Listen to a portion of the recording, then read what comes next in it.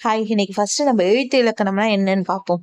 எழுத்து இலக்கணங்கிறது தமிழ் எழுத்துக்கள்ல பிறப்பு, வகை, ஒலிக்கும் கால அளவு போன்றவற்றை விவரிக்கிறதுக்கு உதவுறது தான் எழுத்து இலக்கணம். எழுத்து இலக்கணத்துல 2 டைப் இருக்கு. ஒண்ணு முதல் எழுத்து, இன்னொன்னு சார்பெழுத்து. இதான் அதோட 2 வகை. இதுல ஃபர்ஸ்ட் உள்ள முதல் எழுத்துல 2 வகை உண்டு. ஒண்ணு உயிர் எழுத்து, இன்னொன்னு மெய் எழுத்து. உயிர் எழுத்து 2ஆ பிரியுது. ஒண்ணு குறிலாவும் இன்னொன்னு நெடிலாவும் பிரியுது. அ, இ, உ, ஏ, ஓ அந்த 5 எழுத்தும் குறிலும், ஆ, இ, உ, ஏ, ஐ, ஓ, ஔ அந்த ஆகிய 7 எழுத்துக்கள் நெடில் எழுத்துக்களாகவும் இருக்கு.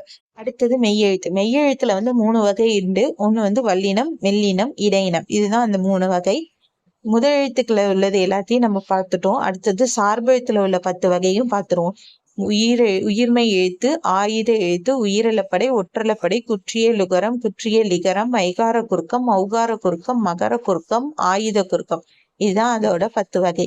நெக்ஸ்ட் வீடியோல நம்ம இதை பத்தின டாபிக்ல ஒன்னொன்னா கிளியரா பார்ப்போம். Thank you friends.